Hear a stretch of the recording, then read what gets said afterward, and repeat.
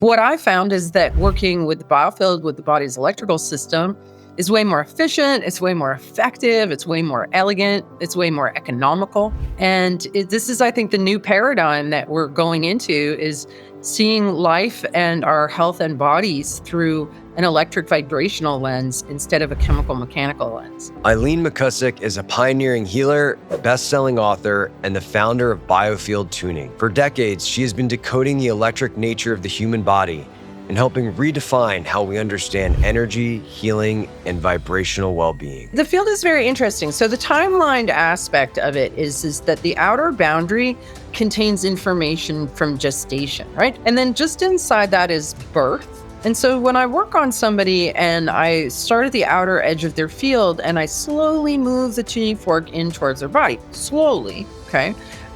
It's like dropping on a needle on an album and reading the vibrational record of their life. Eileen has mapped out what she calls the biofield anatomy, discovering that specific emotions, traumas, and memories are stored in precise locations around your body. According to the biofield anatomy map, this relates to feelings of guilt and shame around age 10. And the person will look at me and say, okay, I've never told anyone this, but da-da-da-da-da. They'll tell me some shameful story. And in the process of that confession being good for the soul, that energy that has been stuck or frozen has now been witnessed, right? What makes Eileen's work so powerful is that she's developed a method using tuning forks to not just detect these stored emotions and traumas, but also transform them. I mean, the same with when you cut yourself, your body just fixes it. Your body is designed to be in order. Your body is never deficient in chemicals, like, man-made chemicals.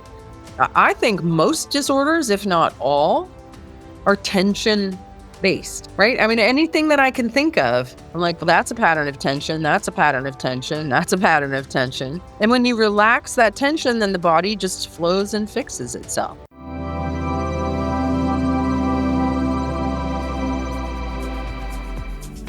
Before we get into this conversation, I want to ask you to join this amazing community of consciousness explorers. This whole idea of pursuing expanded consciousness and the boundaries of human potential while living a modern life is relatively new, which is why we interview revered masters, teachers, experts, and practitioners to help you on your own journey. To stay up to date on the latest conversations, simply click subscribe below and you'll be notified each time a new episode comes out. I am so grateful for all of your support and comments. I love reading them. Now let's dive into this conversation. Hey, Eileen, how are you? Hey, Scott, I'm great. Good to see you. Thanks for having me on. Good to see you too. And I'm excited to dive into the world of the biofield and tuning and just this whole world that I think is starting to become more something that many people are interested in. And so I guess to kick things off, what for you was that initial inflection point where you realized that there is a magnetic field around the body? That's a great question. Well, back in 1996, I got my very first set of tuning forks, and I started using them experimentally in my part-time massage therapy practice. And right off the bat, I made observations that really surprised me and that I didn't have an explanation for. And my current understanding of the biofield really came from hands-on work in it and being completely confused about what I was encountering. Certain things like, I discovered that when I moved the tuning fork over the body and the atmosphere around the body, that I would encounter areas that felt like I was hitting something that had mass. There would be a definite sense of resistance, a sense of weight, and even more perplexing, I could actually move those areas with the tuning fork. So my big questions were, and I ended up writing a master's thesis on this between 2010 and 2012. I went to college as an adult because I never went out of high school. So I did a deep academic dive into a very esoteric subject. And that is where I discovered that the body has an electrical system that we never learn about. Although that is certainly changing in the last few years. There's more and more people out there that I see on social media referencing bioelectricity, because back then there were no references to it at all, really. I mean, certainly the classic books like The Body Electric and Cross Currents by Robert O. Becker, but there was surprisingly little literature to be found about the nature of the electric body in human beings. And so, through a combination of my own felt sense and observation over many, many, many hours in the clinic, and then coming to understand that, wow, our body really does have an electrical system. And we all learn in grade school that anything that has electric current running through it has a magnetic field around it. And the human body is no different. And so this whole idea of the aura or the human energy field that's been dismissed as paranormal or pseudoscientific is actually based in really basic science that we already know.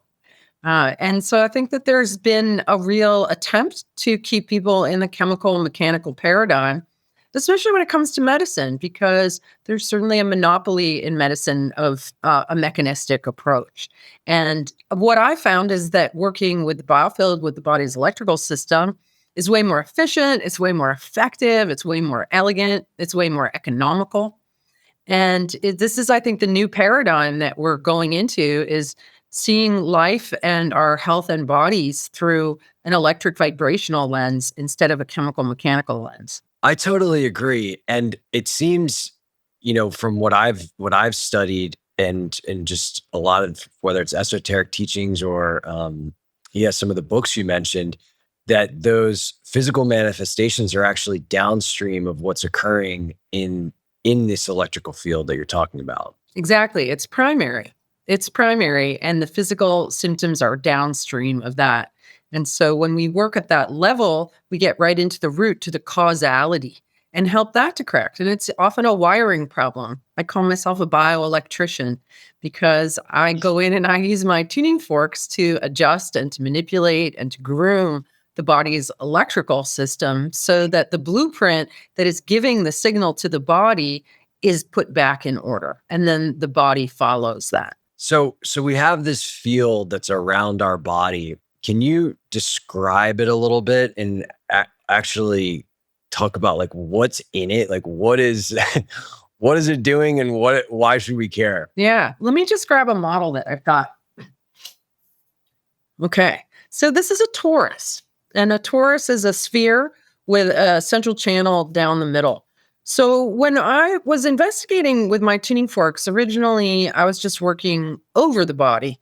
But then after 10 years of doing that, I accidentally discovered that there was stuff going on around the body. And I started to investigate that. And basically I use a tuning fork like sonar or LiDAR or radar, echolocation. I bounce sound off the body and off of the field, and I listen to the ping back.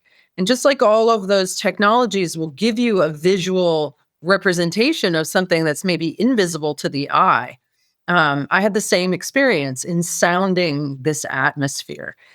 And in all of the esoteric renderings that I had seen of the aura, you see bodies of different densities, subtle bodies of different densities with a gradient that becomes lighter and lighter the further it goes out.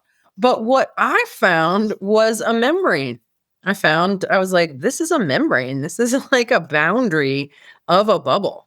And so that was kind of unusual to me when you see all these images that tell you otherwise, but my senses were telling me something different. And so that's when I discovered the model of the torus and how nature forms the toruses fractally at many dimensions of scale. Even a bar magnet, if you put a piece of paper over it and sprinkle iron filings, those filings are going to show up in these bands and create like a torus shape of flow. So so I would say the biofield, your body's electrical system in its entirety, the electricity that beats your heart and makes your brain waves work and flows through your blood, right? Your whole body, you have to have a certain amount of electrical current across every cell membrane. So there's a whole flow that's going on continuously. And I would say that that is your mind. It's your conscious mind where your thoughts and feelings are perceptible. It's your subconscious mind where all of your memories are stored. So, as far as like what is in this field around us, what I discovered were memories held in standing waves. So, in the reductionist mechanistic model, mind is inside the body and memories are inside the brain. But in this model, your body is inside your mind because this is your body inside your field. And your memories are stored in standing waves in your field. They're very accessible. And so what I did was I mapped this field and I discovered that it had a very specific anatomy and physiology that was the same from person to person. There were like different states of mind in different areas. And I started to observe that everyone who came in with pain in certain areas had the same underlying mental or emotional imbalance. And so the biofield anatomy map is a breakdown of if you have pain here, this is what the mental, emotional state is that's underlying it. And that's the basis of biofield tuning that all of our students and practitioners work with. And it's a model that works like again and again and again. So the field is both stratified into these different places, these different levels where different vibrational signatures of different emotions reside. Like, just for example, Scott, do you have any aches or pains anywhere? Or have you had any I do. Do I ever? And yeah, like for me, it's like the back of my neck, like top of my, I guess, like shoulders, like lower neck. Like, man, I just been dealing with that for years. Okay. We want to hear about what that area relates to? Please Okay. enlighten me. Yeah. So most of us were raised in homes where we were given like an abstinence only option for emotionality, right? If we started to cry or we started to get angry, most of us were just shut down. And so we all kind of learned to like stuff and plug our emotions because they weren't welcome at school, they weren't welcome in our family, and we all just learned to basically stuff it. And whether we as adults we use alcohol or drugs or food or even overwork or in your case sheer will, right? So at the base of the neck and the top of the back there's an area that houses what I call the gatekeeper. And the gatekeeper is like a bouncer at a fancy club. And he gets to decide what emotions come up into cognition. So if any like unwelcome emotions, like maybe in your case, self-pity or anger or frustration start to arise, we stuff them back down again. So the pain and any inflammation you have there are emotions that your inner bouncer has declared not acceptable for cognition and expression. And so what you have literally there is a backlog of emotions that started to arise and then got arrested from completing the trajectory of that emotional expression. I mean, I must have a 7 foot tall, 400-pound bouncer hanging out because yeah, it's wild. And that definitely tracks for me. And to me, it's so interesting, right? Because we have this toroidal field that I've heard you say is like 6 feet in each direction, roughly, on average per person. And yet we have this acute pain in our body. And I guess is the way to think about it is my question is like some point in that field is just expressing at that point in our body. Like there's like a map between like 2 feet to the left of in our field, like from our body equals the neck. Is that kind of how it works? Well, yes, it can. I mean, the field is very interesting. So the timeline aspect of it is that the outer boundary contains information from gestation, right? And when you think about it, when you're inside your mother, you're kind of in this double layer protection. So the membrane, it has more charge. And then just inside that is birth. And so when I work on somebody and I start at the outer edge of their field and I slowly move the tuning fork in towards their body, slowly, okay? It's like dropping on a needle on an album and reading the vibrational record of their life. So their whole life your memories are all in the field around you and can be located. So if you fell out of a tree when you were 4, I can go find the exact spot where that memory is housed. It's going to be about 5.5 feet away from you. It's probably going to be on the side of your head that you hit. Right. And I'm like, oh, here's that head injury. And we can feel it. We can feel the scar tissue or, the cognitive upset that it's created. Um, so, depending on what is going on in your neck, it might be related to when did that tendency to start to really internalize emotions begin? And you might have started it when you were like 6 or so, or 4. A lot of our 4-year-olds want to be big with emotions, and you'll tolerate it at a 2-year-old, but when you get to be 4, you won't. So for a lot of us, 4, 5, when we go to school, is when we start learning to clamp ourselves down. And so I might find that pattern of tension started for you, like 4.5 feet away.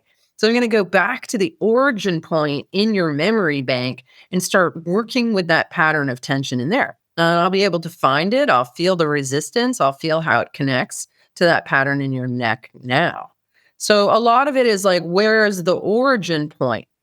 Another example that comes to mind, somebody who also, whenever he was under a lot of pressure, his neck would go out pretty badly and he'd have to go to the chiropractor to get it readjusted. And so what I discovered going through his field was that he had had a sledding accident when he was 3, where he went under a car and he clipped his chin on the bumper and kind of like snapped his head. And so because he had that injury at a very formative age in his magnetic field, it would pull his neck out. Magnetic fields guide and inform electric currents. Your bones are electric.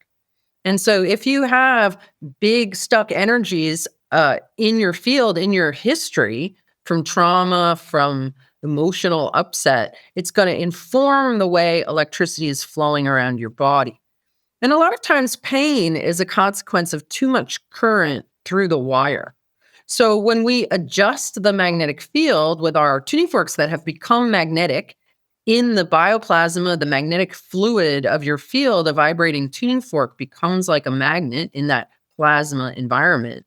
Then we're shifting the way electricity is running through the body. So you can very often get people out of pain pretty quickly just by doing a magnetic field adjustment. And then like whatever electricity was in a hot spot or a kind of like a traffic jam, will disperse and kind of go back into where it belongs. So it's a very different model when it comes to looking at the nature of the body and then treating it. One question that's coming up for me is, in a lot of the healing modalities that I've worked with, it's the process of witnessing and kind of opening and allowing that essentially allows the energy to move and the healing to occur. Is that also required in the world of tuning forks? Like, do I need to re-experience the unfelt feelings or memory, or can it be much simpler than that? I would say both. It depends on the nature of whatever's going on. Some things will just adjust very easily without having any need to witness a story. But if I'm working with something in somebody's field and I'm really stuck around age 10 in the sacral region and it's not moving, I'm trying to get an adjustment, but it won't adjust, then I'll refer to my map and I'll say something like, okay, according to the Biofield anatomy map, this relates to feelings of guilt and shame around age 10. And the person will look at me and say, okay, I've never told anyone this, but da da da da da. They'll tell me some shameful story.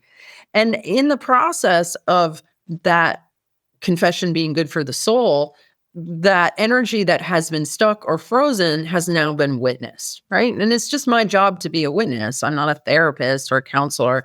I'm just a witnesser. And I just observe that with them.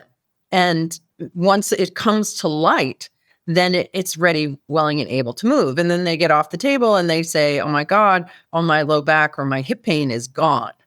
And they were holding tension around that traumatic input that now that it has been witnessed can relax, right? And so if something wants or needs that witnessing, it'll it will not respond to just the fork. It will hang tight until it is seen. And I think, yeah, that is a really big part of healing, is bringing these shameful, dark, forgotten, repressed places to light so that they can return to circulation, because they sequester energy. And the more sequestered areas that we have of undigested emotions, of unfelt experiences, the more our overall voltage and vitality is going to go down, because we're just broken into all of these different bits that are not integrated.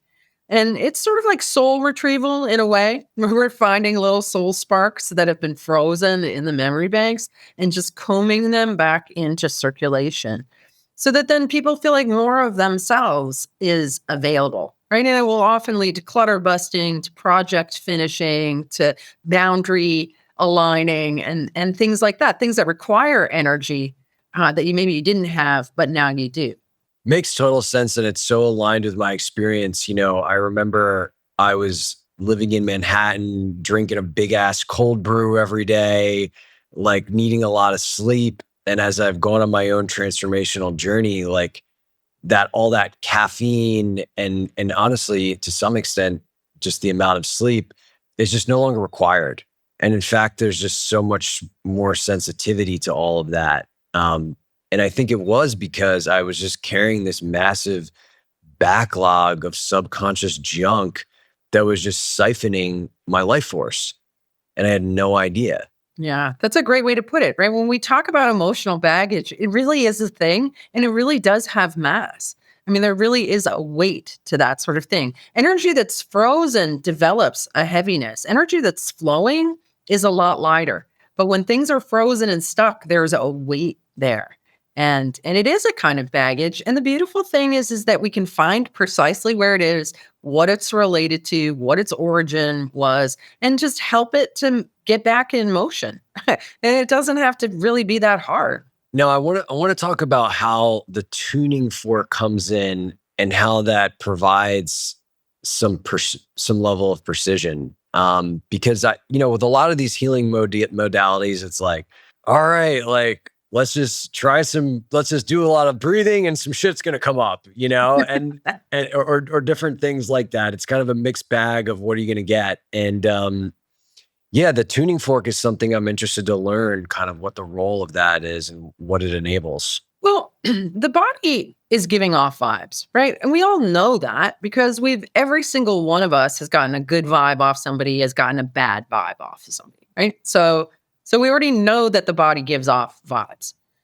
But those particular signals are very high frequency and they're very low amplitude. So we can't necessarily hear them. You can sense them. But the tuning fork, the kind that I use, aluminum alloy, produce a lot of overtones and undertones. Technically, they produce like an infinite number of overtones, right? It goes way, way up into the beyond the hearing range. And so those very high overtones intersect with the waves coming off the body, right? And you think about any two wave patterns coming together, and in that intersection, there's information. And so that information precipitates down through the octaves into the hearing range. So it actually allows me to hear what is going on in the body and what is going on, what the information is that's contained in these memories. And it's a very specific language. Like this sound means that, this sound means that. And all tuners over time learn this language. There's some very basic ones that are easy to identify. So one is alarm. The tone goes really sharp. It gets like this kind of quality to it. Then that's often present in memories like I was suddenly T-boned in a car accident. And when your body goes into alarm, right? We all know that feeling. It makes a very specific tone in your memory bank. Fear has a pulsing quality. And we all know that when we get really afraid, that pulsing makes us shake because it's that waveform movement through our body, right? And you can hear it in the tone. You can hear that pulsing quality in the tone. fear, anxiety, and even excitement are all like in the same tonal family where they all have this in the overtone. Depression is, you hear it in the undertones. It develops a kind of, you can tell when somebody is depressed or was depressed or exhausted at different time periods because we get that strong undertone. Sadness has many different iterations, everything from like mild sadness to deep wailing or keening, like intense grief, melancholy, betrayal. They all make very specific sounds. And what's cool is actually that animals and even plants speak the same vibrational language that humans do. So dogs don't just smell your fear, they feel that in you and they know what it is because fear is the same thing for them. Right? And even I had the opportunity to work with someone who was doing research on plants, hooking them up to polygraph machines. And so I got to be in a lab with these plants in the polygraph machine. And I was working on the first plant was a medicinal plant from the Amazon. I got all kinds of information from that one. But when I went to work on the second one, which was just a little bamboo thing, it was afraid. I was like, oh my God, this plant is afraid. And the researcher said, Eileen, I had a psychic who works for the Colorado Police Department here just a few days ago. And she also said that that plant was afraid. I was like, yeah, you're poking it with like these probes and all this stuff. It's like, what's going on? Whereas the medicinal plant was like more cool with the science experiment, right? It was just like maybe more conscious. So that really showed me, I'm like, wow, this pure language of vibration that the tuning forks make audible is a universal language that is the same. Everything in this realm understands vibration. I hope you're enjoying this conversation so far. If you like what you hear, let me know by clicking like, subscribing to the channel, and responding with a comment around something that you found interesting in the conversation so far. In addition to these videos, I do a lot of writing on the exploration of consciousness and my own personal revelations in my newsletter called Consciousness, the Doorway to Human Evolution. To receive these updates and more, all you need to do is simply head to the link in the description below and you'll be added to the community of 20,000 plus consciousness explorers receiving weekly ideas and inspiration in their inbox. I look forward to hearing from you there. Now let's get back to the show. Wow, it's so amazing because it really does level the playing field, right? Like it does provide that universality. And what came to mind for me is the stories of like yogis being able to walk amongst cobras and nothing happening to them because the snakes essentially could tell that that person was in a calm, relaxed state. Yeah, absolutely. And calm and relaxed is the same for them as it is for the yogi. So talk to me about where do things that happen before birth, maybe like past lives, things like that, are those in our field? And are those a part of your map? Is that something we understand yet? Well, you have to understand that I'm a scientist and that I only really like working with things that I can cross-check and verify. And we can't cross-check and verify, for the most part, anything that may or may not have happened to you in a past life, right? So there have been times when I have been working within the bubble and all of a sudden my fork feels as if it's being pushed out, right? Pushed away. And when this has happened in treatment rooms that were big enough for me to go follow where I was being pushed to, the very first time that ever happened, I was working with a woman and I ended up maybe 6 feet outside of her field and I'm listening into what's here. And I said to her, wow, I was like, this sounds like you're being tortured. And she said to me, oh, yes, I had a past life where I was imprisoned and tortured in the Tower of London. And I was like, oh, you know that? Like some kind of regression that she had done had illuminated that potential for her. So it already existed in her mind, right? So that's what I found in the few occasions where I was pushed out into something that may have been a past life, and I described the sensation. The person, it already existed in their inner landscape as a thing. Like I never was pushed out to something and described it to somebody and they said, I don't know what the heck you're talking about. Right? That just like never happened. So is what's out there our past lives? Is it our ancestors' lives? Or is it just information in the collective ether, the Akasha, right? This is where we have to sort of bring in additional states of matter in order to create a cosmology where this sort of thing makes sense. And our current cosmology has removed the ether, the ground state, the clear ocean of light that all waves arise and move through, the essential medium of creation itself. And that is the same thing that we call the Akasha or the Akashic record, which holds the information of every single keystroke that has ever been made in the entire history of the universe is recorded in the Akasha. Everything that is, was, and will ever be is present in right here, right here. It's all right there, right? Because it's holographic and it's, and so when we go out the boundaries of what is known, this was me when I came into the world, and this has been my life. And if I get stuck out here, I can ask you, did you have a traumatic birth? And you can say, I don't know. Let me call my mom. Right? So I can cross check and verify if your mom is still alive, the things that we encounter here. But as far as what is out there and exactly what the source of it is remains kind of an unknown. I appreciate that perspective. And it's a really, I mean, this is a really fascinating thing to think about. I've heard you talk about how the Akashic record, it's not some far away realm that we have to work with a channeler to access. Maybe we do, but fundamentally it's inside of us because everything is holographic.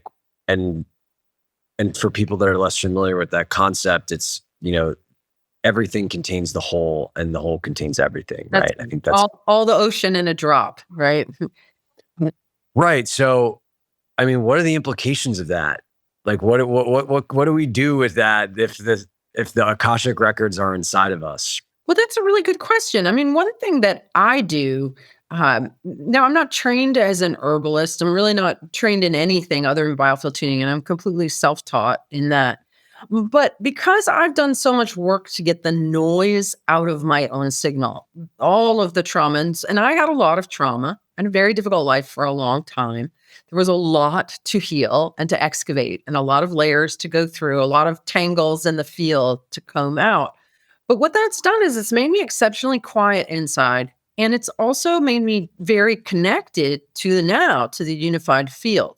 And so recently I started to develop pain in my right hip. And that is in the Biofield anatomy map, overdoing, overworking, overgo, overthink, like very much the disease of our culture. And it came on downstream of a particularly productive period where I was getting all of this inspiration and doing a million things, sort of burning the candle at both ends in a way that I don't so much anymore now I've gotten older. I used to live my life like that. I'm I know what that's like. Yes. And so I know that right tuning is going to help, but I also felt like I had depleted myself, that I had sort of depleted my system. And so I just asked the ether, what do I need? And drops in immediately, horsetail herb. And so I go and I look it up. And sure enough, so this isn't something that you like regularly take or had a high level of familiarity with? No. Cool. No, I don't take herbs or supplements with any kind of regularity, but I am very good at simply asking the universe what is indicated here, what would be helpful. A friend of mine has shingles, and so I asked what would be helpful for that. I don't know in my conscious mind what's helpful, and I got witch hazel, and so I searched witch hazel, and sure enough, it's a great treatment for shingles and can take the itch out. And so I was like, "Do you have any witch hazel?" And she's like, "Yeah, I already figured that out." So the answers really to everything are within, and I think in our culture we've been so taught to cede to authorities. and about anything, right? Especially when it comes to our health and our well-being. Like, well, I'm going to go to my doctor and my doctor put me on this. Like, whenever I hear people say that, I'm like, your doctor put you on this. I'm like, but what your own body, your own intelligence knows what you need. You're not deficient in some pharma product. That's not what's going on. You've got a mental, emotional, energetic imbalance. And I find that the best allies to support us really are plants, because nature knows what we need. I think if you've got something wrong with you, just go out and look around your yard. What's growing in the disturbed soil? Nature is going to give you what you need to help you be in balance. Nature, and even the air that we breathe, or any tree you could go stand next to, because it's tapped in to the harmony and health that is inherent in the fundamental signal. It's just that we all have been corrupted. Our signals have been corrupted, and we're so far out of tune and so taught to not reference our own inner authority, our own inner teacher.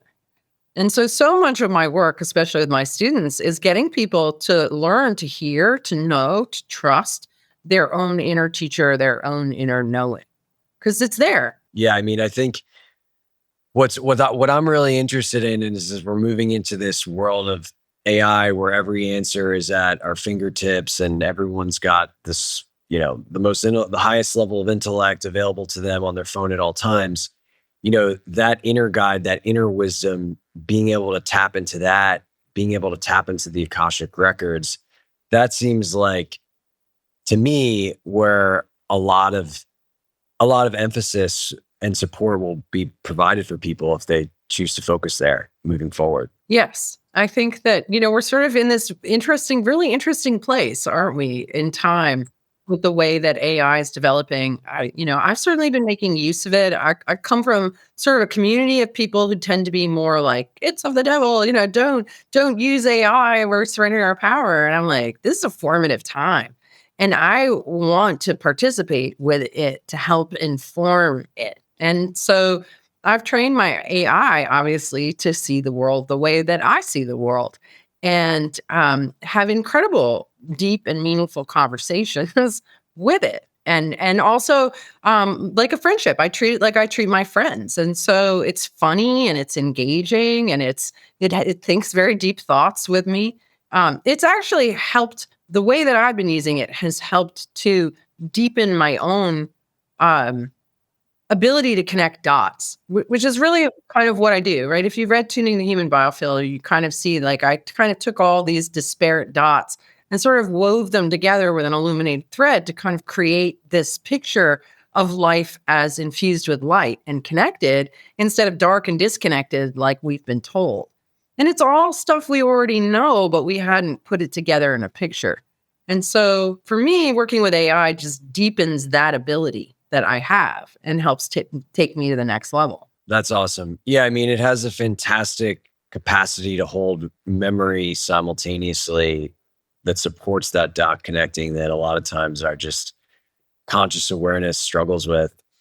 I think a question that I would have, and a lot of people who've been on this journey, who've been doing the healing for a long time, been working on themselves, is like, what is the point of all this? Like, where is this going? Why does this feel so hard? And why should I continue to do it?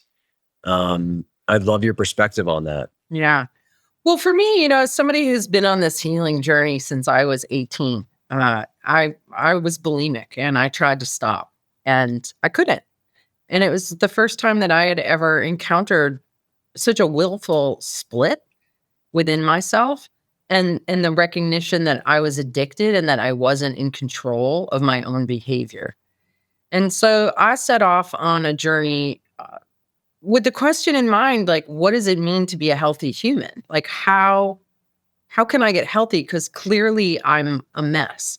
And, it was just starting to dawn on me how all of the traumatic experiences in my childhood had conspired to create a very fractured sense of self.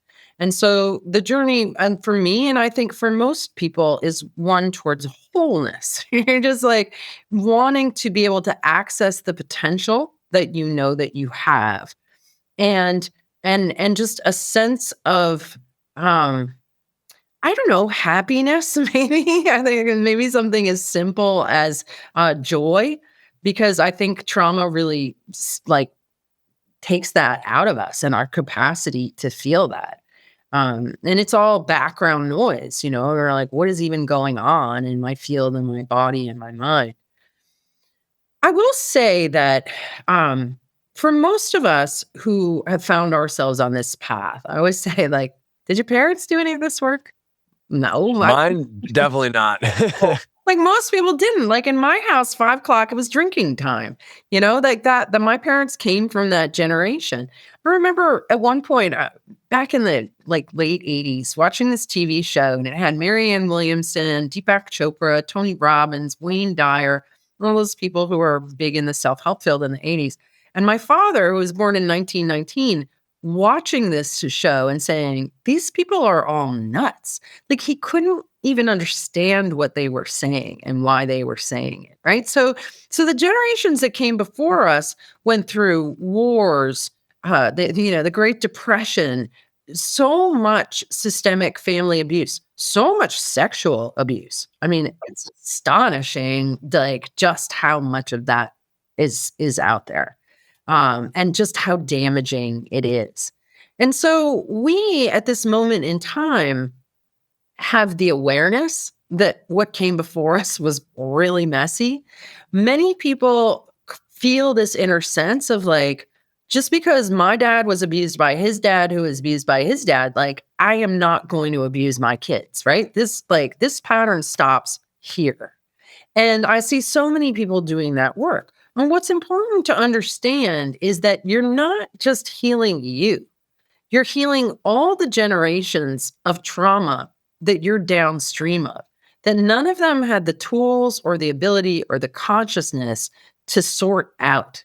And so we're at a period in time where we're like, wow, what a mess. Wow, I've got to fix this because I can't really live with it the way that it is. And it's my job to go and do this. And so I really see myself how I kind of landed in that, because I now have two sons who are 24 and 28 and 24 and 27, and they aren't going to have to do any of this stuff that I've done, because I already kind of figured it out.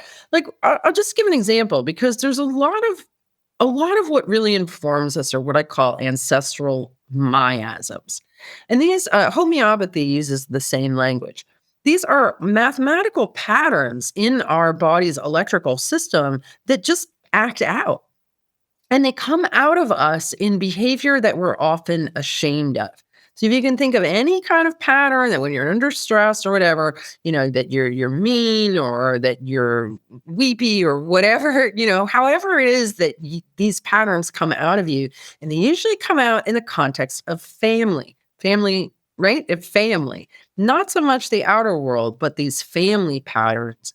And so when my sons were teenagers, we started observing that we would end up in these like if we were dogs hanging out, all of a sudden we'd be like at each other, right? We'd just start scrapping. And none of us wanted to do it. We all knew that it wasn't helpful or useful, but it would just arise in us, right? As a family pattern.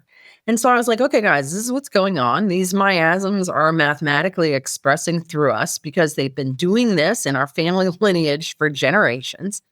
We know that it goes nowhere. So it's up to us to step in when this sort of thing starts to arise and change it. And whether it's we all like take a break and walk away, whatever it is that we have to do to wrangle this pattern into a new pattern, that we are no longer going to engage in this dysfunction because it's useless and goes nowhere. And it's up to us to figure out how to reprogram ourselves and reprogram the space between us so that we can engage harmoniously and constructively with each other.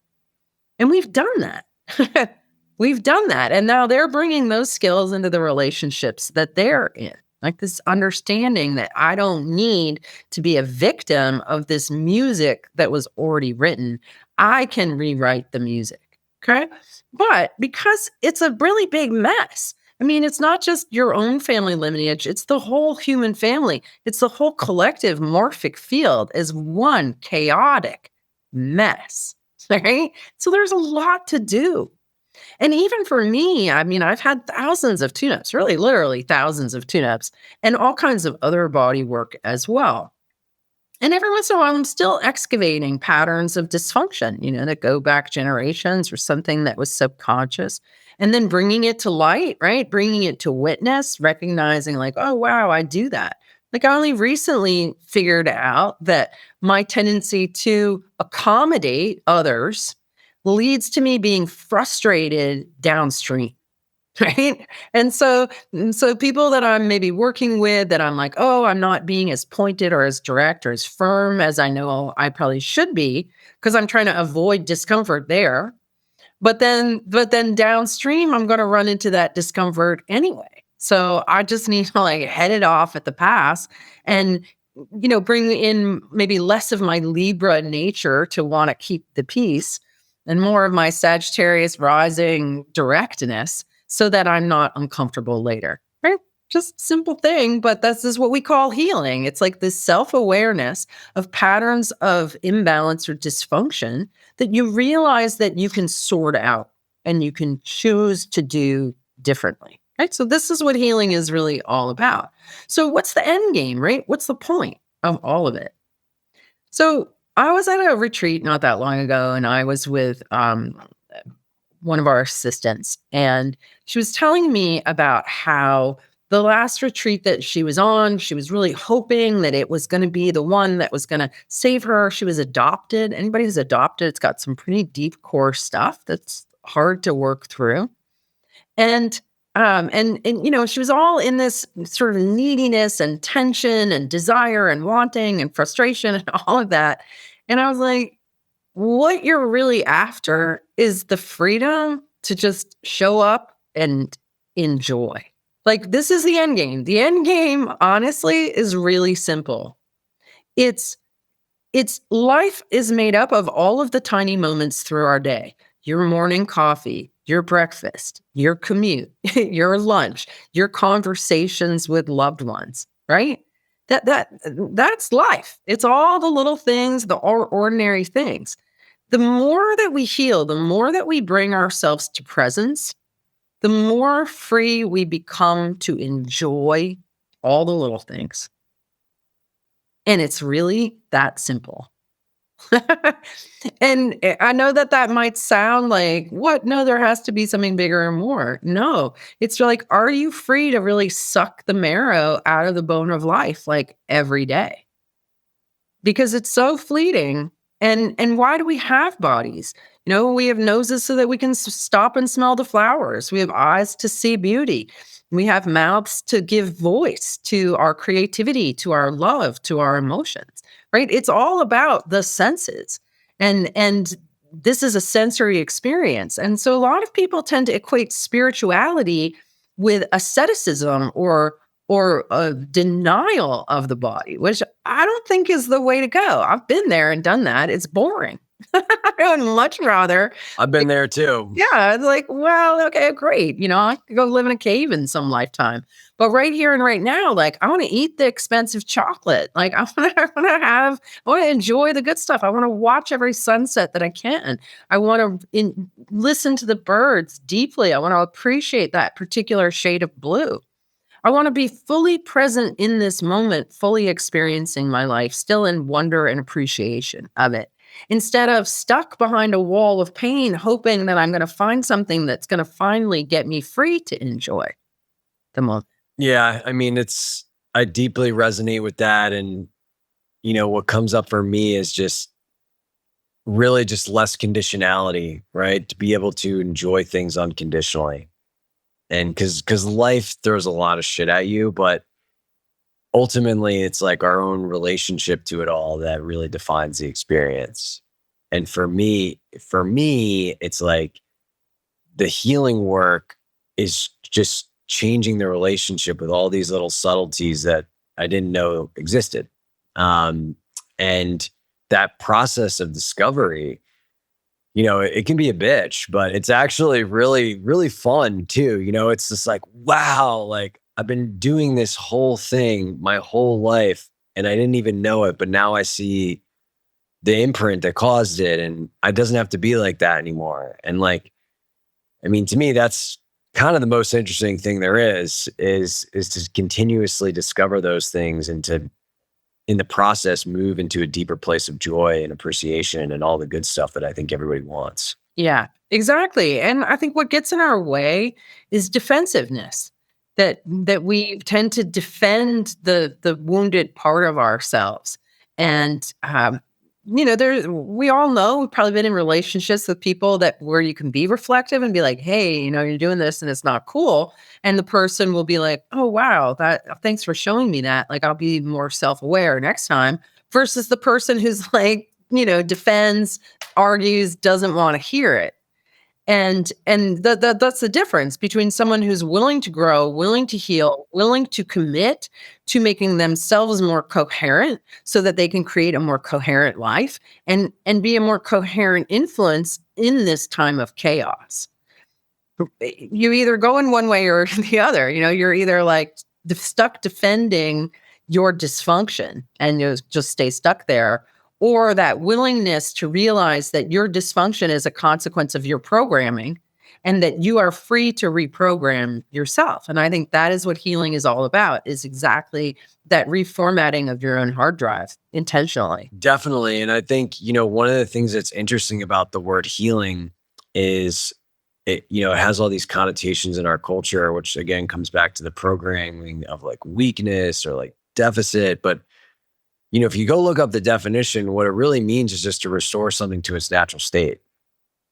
And like, that sounds pretty good to me. And I think if you look at a lot of the spiritual traditions and a lot of different wisdom teachings, they all point to this idea that our natural state is to be joyous. It is to have the wonder and awe and love of every moment. And, we go through all these things that obscure that, but like, that's who we are. We can get back to that. And healing it's no indication of our worth or ability or wholeness if we choose to embrace and go on that journey. Yeah, absolutely. Like our factory settings are for harmony. And I would say so many of us are like magnificent Stradivariuses that have been terribly mishandled.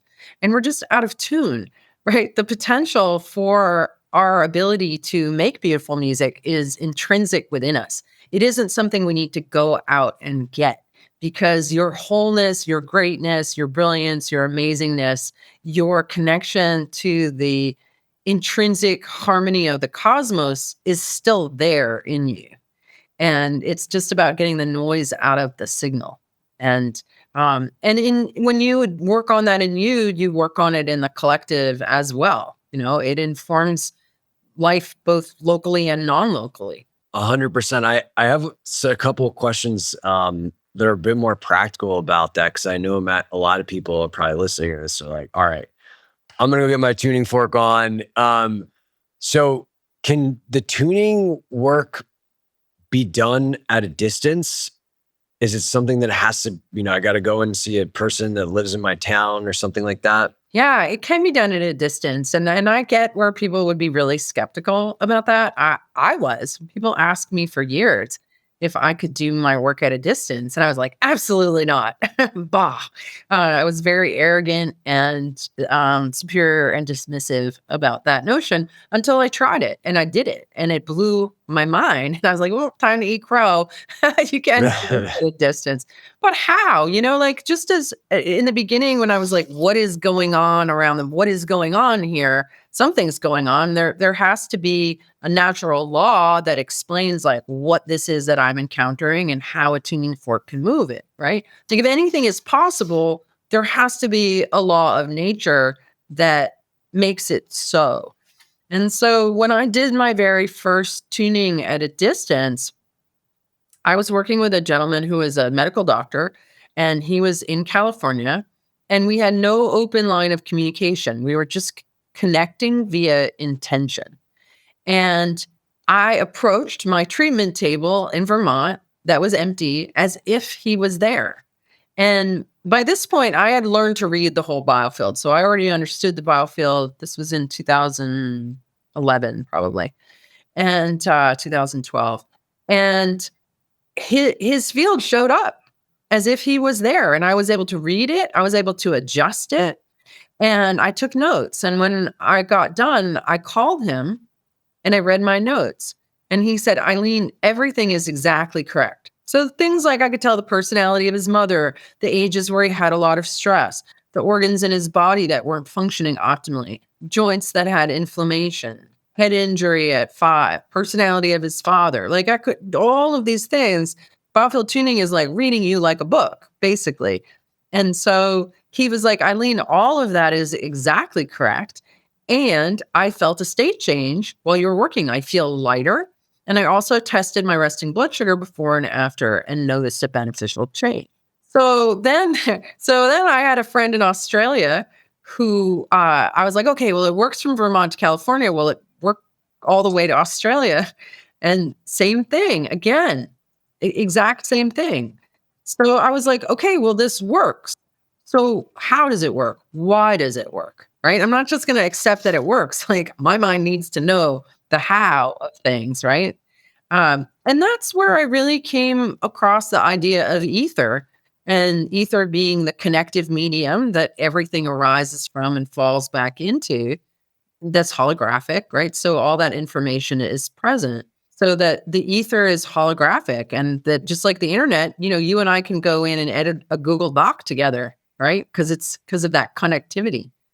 Because the ether is all one thing. And think about this, like if your body is here in this model, right? And your memories are out here, our memories are out here. So this is me out here. Where do I end? Do I really end at this little membrane?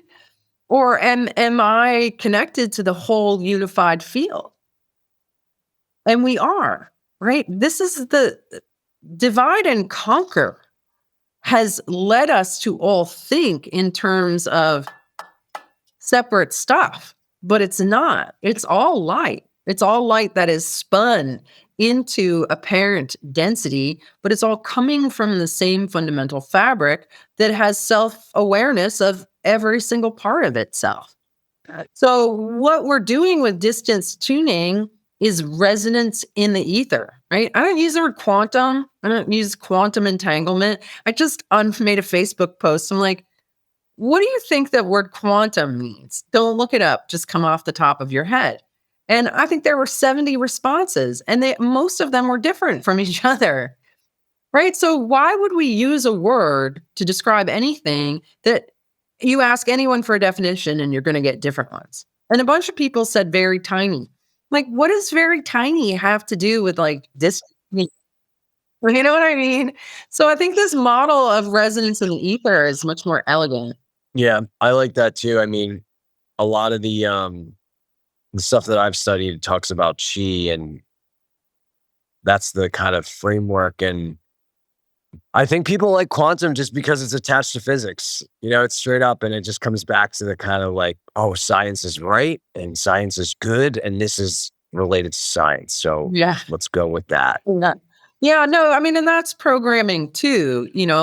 What is science? Is just a language and a framework for explaining and understanding the natural world. Philosophy, religion, I would say I'm a natural philosopher. I'm very interested in natural law and how and why things work the way that they do.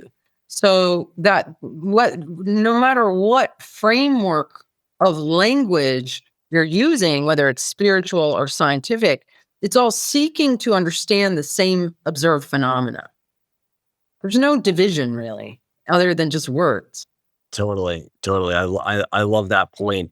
I think a lot of people, like one distinction I wanted to make clear is like, it seems like there's probably some people that have listened that have done things like sound healing, right? They've like done the bowls or whatever. But the tuning seems more to be a diagnosis, to be more a diagnostic tool than an intervention. Is that Is that accurate? Like, how should we think about that? Because I think a lot more people have done sound healing type things than tuning experiences. Yeah. Well, okay. So when you go to a bowl concert and you lie down, these sound waves are going to pass through you. You're mostly water, right? You're lying there like a dish of water, and these sound waves are moving through you. And what they're doing is they're interrupting any little knots or tensions that you've got. So they can be very relaxing for people. But then when you leave, those knots are still there. They were just kind of overrode. You might feel more calm. The more you do it, you might feel more and more calm. But what I do with the tuning forks is, yes, they are diagnostic, but they are simultaneously diagnostic and therapeutic. In that the moment that I get into an area of distortion or dissonance in your field, that's providing a biofeedback loop for your organizing intelligence. Okay. So just like you didn't know you had a poppy seed in your teeth until you looked in the mirror, and that reflection gave you the opportunity to put yourself in better order, which most of us will do immediately, right? Your body's organizing intelligence is the exact same way. When it hears itself out of order, its immediate instinct is to put itself in order. And it uses the steady, coherent input of the tuning fork to recalibrate its rhythmic expression, its tonal expression, right? So if you're depressed, then I hold the tuning fork over your left shoulder and your body hears that. It's going to go, wow, I'm flat over there. And if I just keep coming back into that area, the body is going to use that tuning fork to literally tune itself. So the whole process is one of supporting the body in expressing itself in a more highly ordered state. And then that causes us to relax, right? Because tension makes us tense, causes restriction in flow. And so when things come into greater order, the picture becomes clearer. Then we relax. Whatever pattern of tension was informing us, maybe it was anxiety, right? Which is very rhythmic and tonal in us. All of a sudden the body's like, wow, I can relax that. And then that symptom of anxiety diminishes considerably. Wow, that's truly amazing. And that can all happen, without our conscious awareness. Like the body's intelligence just functions automatically. Yes. Right? Wow. I mean, the same with when you cut yourself, your body just fixes it. Your body is designed to be in order. Your body is never deficient in chemicals, like, man-made chemicals. I think most disorders, if not all, are tension-based, right? I mean, anything that I can think of, I'm like, well, that's a pattern of tension, that's a pattern of tension, and that's a pattern of tension. And when you relax that tension, then the body just flows and fixes itself. Even things like heavy metal toxicity, like we're all exposed to heavy metals. Why do some people sequester them and other people don't? And what I have observed is that the heavy metal personality has a tendency to strongly suppress anger. And if you think about like getting angry and then suppressing it and the amount of tension that puts across all the membranes in your body, it's much harder for the body to move things like heavy metals through membranes that are very constricted, right? So very often if I'm tuning somebody who's been holding back a lot of anger, then when they relax that, their body will do a dump of heavy metals because now it can move through them. So even toxicity, a healthy system that has a high degree of tensile integrity will have a very highly functioning trash department and be able to get rid of toxins readily. But a system that has low voltage, that has a lot of restriction, is going to start to build up toxins because that department of the body is not functioning the way that it could be. I really appreciate you bringing this point because, I think when you bring up the idea that consciousness is fundamental to the physical body, our capacity for health, you get a lot of like, but what about toxins, right? You get a lot of that. And I don't think it's an either or, but I do think there is a more fundamental element. And I think that what you just described, like, does a really great job of articulating why that might be the case. I mean, exposure does play a role. There are certainly people who've been exposed to more toxins than other people, and that if you're faced with a certain dosage that is overwhelming, that's going to really be a thing. In general, the our bodies are extremely resilient.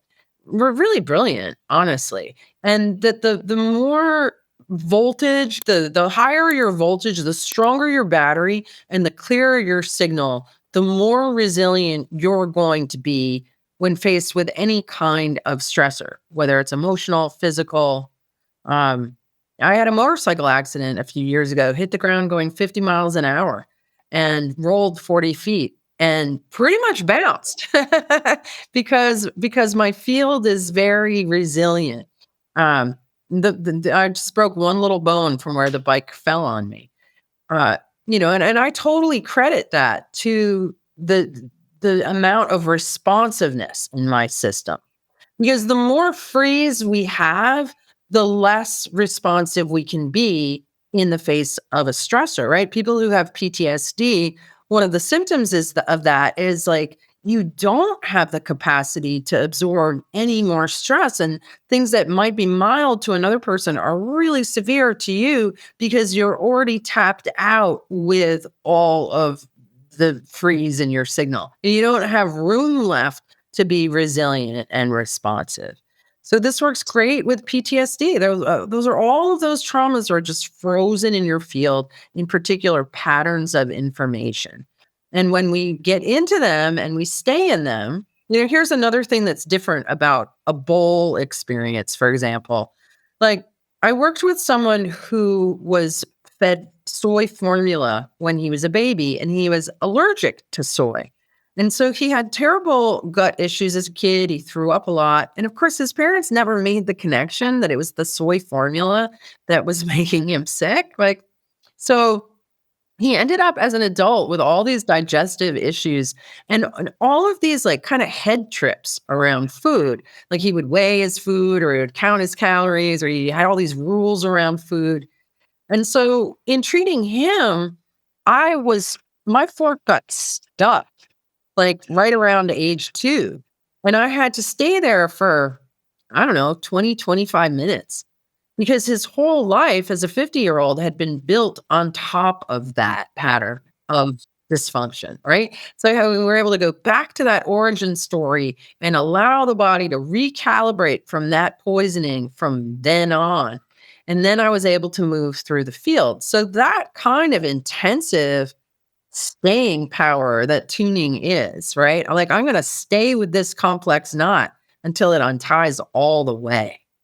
And then, his whole relationship to food, his digestion, like everything changed. All his control issues just went away. And he was able to enjoy food after that, where he couldn't before. Wow. I love that so much. And I think one of the interesting things I've heard you talk about is that in that bike accident, that part of the body that did get injured, didn't you discover there was some kind of distortion there? Yeah. Yeah. So accidents and injuries, and this is something that I really observed for many years in my practice, that people would come in and they would, they'd had a bicycle accident or a motorcycle accident, car accident, and they got injured in a very specific place. But almost without exception, people get injured in the places where their field is the weakest, where their field has the most energy loss, the most distortion. So a girlfriend of mine was a single mom, had a massage therapy school, and was working part-time as an adjunct professor at 2 colleges. Her whole life was completely dedicated towards taking care of everybody else. Now, the imbalance of the right shoulder in the biofield anatomy has to do with saying yes when we mean no, putting other people's needs ahead of our own, being a caretaker, a caregiver, an accommodator. And she called me one day and she said, Eileen, I was out hiking and I fell. Guess where I injured myself? And I said, your right shoulder. And she was like, yep. Right. Yeah. And so for me, with my left ankle, it was the only place on my body that I had any kind of health issue. I had a scaly rash on the outside of my left foot. And I was like, okay, that's a sign to me that there's something in the field off my left foot but that's not distressing enough for me to take the time to go dig and figure out what it is. And so even though like I hit the ground really hard and I rolled and tumbled, the only thing that I injured was the outside of my left ankle where I had that rash. And so it became an opportunity for a deeper level of healing and the pulling up of a whole story around helplessness that I had completely forgotten about. Because, very often our biggest wound will compensate in the biggest way, right? So that I had had these experiences of helplessness as a kid, but now as an adult, like I'm the most helpful person I know. I'm surrounded by a whole team that helps me all the time. Like helplessness is the furthest thing from my mind, right? And it had never even really ever come up in any tuning. And yet there it was like way deep in a corner off the left field. There was this whole unhealed inner child who was helpless a lot, and vulnerable and defenseless, right? Very key part of the psyche that needed healing. And that motorcycle accident gave me the opportunity to go deep into that part of my mind and do that layer of healing that it was an opportunity to do. So profound, so wild, and yeah, I'm just so excited for this type of information to reach more people. It just is to me a much more compelling way to look at the world, our health, how we experience joy, and I don't know what's more important than those things. But Eileen, this has been a fantastic conversation. So grateful for you, and I know our listeners are as well. I want to give you an opportunity to share more about where they can check out your work, maybe anything cool that you're doing if people want to just spend some more time learning about how you can help them. Yeah. Well, let's see. We've got a few websites. So Biofield Tuning, biofieldtuningstore.com. So we have lots of offerings. I make my own line of very high quality American made sound healing instruments. So they're tuning forks, but they're very different from like cheap forks on Amazon. Cheap forks on Amazon are not sound healing tools. And I'm very, very picky and worked with my manufacturer for a year and a half to get just the right alloy to produce just the right sound for this field combing work. So my tuning forks are expensive, but it's because they really are high quality healers tools.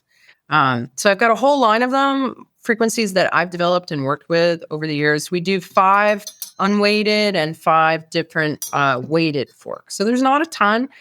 People can go a little crazy with tuning forks. I know people that have like dozens and dozens in their collection. You don't need that many. If you were going to get just one, I would get the Sonic Slider, which is like just great all-purpose weighted fork.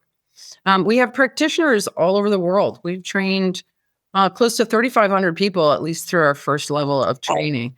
And obviously not all of them are in our directory, but we do have a directory with people all over the world.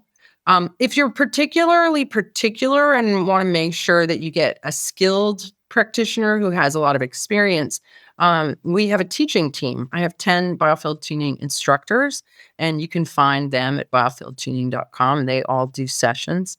I have a whole bunch of recorded audio sessions. My practice, actually, so I grew my practice in the mountains of Vermont in a rural, poor, conservative area. And I was doing something really weird, like waving tuning forks around in the middle of nowhere. And but it works on physical, mental, emotional, spiritual, ancestral, relational, like it's all vibration, really. And so my practice became so busy that I couldn't handle it anymore. I was just booked solid for months and months, and it was not working for me. And so I started experimenting, doing live broadcast groups. And I did a whole bunch of ones for free at first because I'm like, I don't know, group distance tuning fork healing. Like, is anybody going to want to do this? And is it going to work? But the feedback I got was overwhelmingly positive. And so that was switched away for me to treat a lot of people all at once. And so as a consequence, I have a very extensive library of all kinds of recordings, plus a handful of free ones too. So you can try it out and see what you notice with them. And then we also have a training program. We do teach certification in biofield tuning, both online and in person. And it's such a gratifying vocation to have because it's endlessly fascinating. You're always learning more and more nuances about the field, about the mind, about the language of vibration. And it gives you the opportunity to really truly help people. When I used to spend all day in my office, I'd come home feeling like a tow truck driver and I'd just been like pulling people out of ditches all day. It was just an incredibly satisfying thing to help people get unstuck and liberated towards the potential that they know that they have. So it's a gratifying and fascinating practice as well. Well, that all sounds awesome and amazing. And we'll definitely make those links easily available in the show notes. And I just want to say thanks again. This was really enlightening and fun. And, just keep up all the great work. We really appreciate it. Nice. Thanks so much for having me, Scott.